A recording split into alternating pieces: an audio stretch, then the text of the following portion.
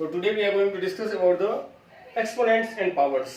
तो बहुत ही सिंपल सा टॉपिक है, बहुत ही छोटी सी बातें हैं, पर बच्चों को समझ में नहीं आती। तो हम देखते हैं कि इसका रूट्स क्या है, इसकी समस्याएं क्या हैं। तो क्या ऐसी प्रॉब्लम्स आती है स्टूडेंट्स को?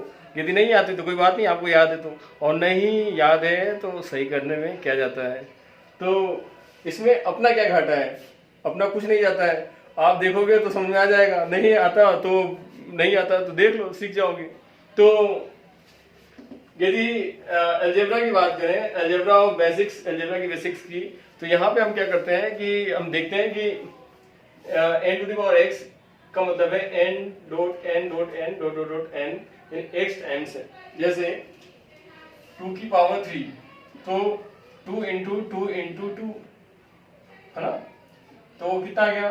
2 को 2 से मल्टीप्लाई करोगे 4, और 4 को 2 से मल्टीप्लाई करोगे तो 8, है ना। तो इसी तरीके से मान लो कि 3 की पावर 2 है, तो इसका मतलब कितना हो गया? 3 इंटू 3। और 4 की पावर 2 है, तो इसका मतलब है 4 इंटू 4। और इसी तरीके से यदि 10 की पावर 2 है तो उसको ले सकते हैं 10 इंटू 10, और 10 की पावर 9 है तो उसको ले सकते हैं 10 into 10 into dot dot dot कितनी टाइम? 9 टाइम लिख सकते हैं। तो ये तो बात है किसकी? ये तो बात है कि यदि नंबर्स आ जाएं तो उनको किस तरीके से लिखा जा सकता है।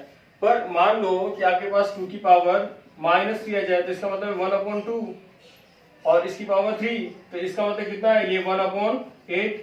तो आप इस तरीके से सोल्व कर सकते हो। तो ये जो सोल्व करते हैं इसके रूल्स हैं क्या कुछ? तो इसके रूल्स की बात करते हैं, तो इसमें कुछ रूल्स अप्लाई होते हैं, वो है जीरो रूल्स।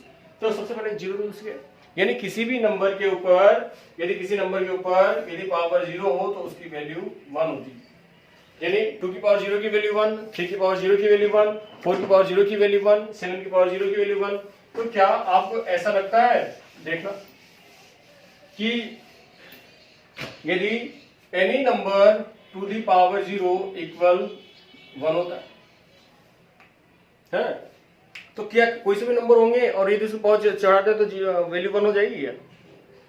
तो कुछ लोग इस चीज का विरोध करने के लिए पहले भी तैयार होते हैं। तो उन्होंने क्या करा, उन्होंने कहा कि अच्छा आपने खोज लिया है 2 की पावर 0 की वैल्यू 1 होती है, तो चलो ये भी बता दो कि क्या 0 की पावर 0 की वैल्यू भी 1 होगी क्या? तो ये क्या है? इनडिटरमिनेट फॉर्म हो जाता है और इसकी वैल्यू 1 नहीं होती। तो आपको इस बात का ध्यान रखना है कि 0 की पावर 0 की वैल्यू 1 नहीं होगी। और इसको छोड़ करके कोई सा भी केस होगा तो उसमें any number two the power 0 की वैल्यू 1 होगी। तो ये आपको ध्यान रखना है।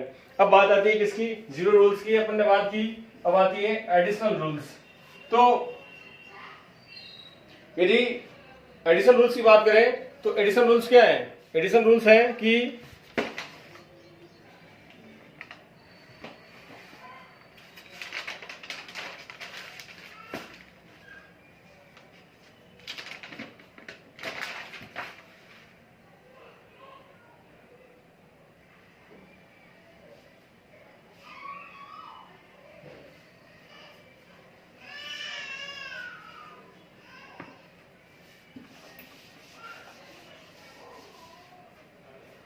एडिशन रूल्स हैं कि a की पावर m इंटू a की पावर n हो आपके पास, तो कितना होगा? a की पावर m प्लस n होगा।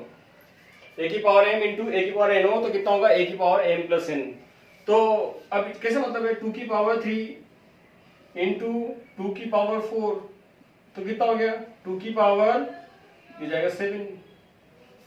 जैसे 2 की पावर 9 इंटू 2 की पावर 3, तो कितना जाएगा? ये ध्यान रखना है, बेस सेम होना चाहिए।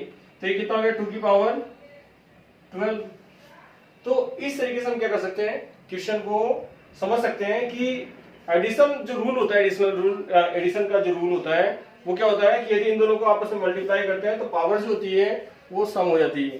अब अगला देखते हैं कि पावर रूल्स क्या है। तो पावर रूल्स क्या है कि यदि 2 की पावर, इसकी बात करते हैं, 2 की मतलब एक कोई नंबर ले लो कि x की पावर यदि m है और उसकी पावर n है, तो ये हो जाता है कि मल्टीप्लाई करोगे तो x की पावर m n हो जाएगा। जैसे 2 की पावर 3 की पावर 2 है तो इसका मतलब होगा 2 की पावर 6 हो जाएगा।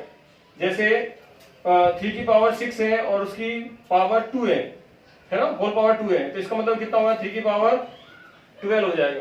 तो इस तरीके से अपन क्या लगा सकते हैं, लगेगा कौन सा, पावर रूल। अब बात आती है किसकी, क्वेश्चन रूल की। तो क्वेश्चन रूल को सोल्व करने के लिए सबसे पहले देखते हैं कि ये क्या है। तो इसको सोल्व करने के लिए सबसे पहले आपको क्या करना है कि 2 की पावर m और ये 2 की पावर a ले लो, यहाँ पे a की पावर m अपॉन a की पावर n, यानी पावर ऊपर और नीचे दोनों सेम होने चाहिए। पावर अलग अलग हो सकते हैं पर ये जो नंबर है बेस होना चाहिए, दोनों का सेम होना चाहिए। तो ये कितना होगा, a की पावर m माइनस n होगा, यानी ऊपर पावर चली जाएगी और वो नेगेटिव हो जाएगी। अच्छा, एक बात हमेशा ध्यान रखो कि यदि a अपॉन b की पावर माइनस m हो तो क्या होगा, तो ये इधर जाकर के कितना हो जाएगा, उल्टा हो जाएगा, b अपॉन a की पावर m हो जाएगा, है ना। ये ऊपर चला जाएगा, नीचे चला जाएगा, b अपॉन m की पावर कितना हो जाएगा, m। अब आती है बात किसकी, नेगेटिव कंपोनेंट्स की।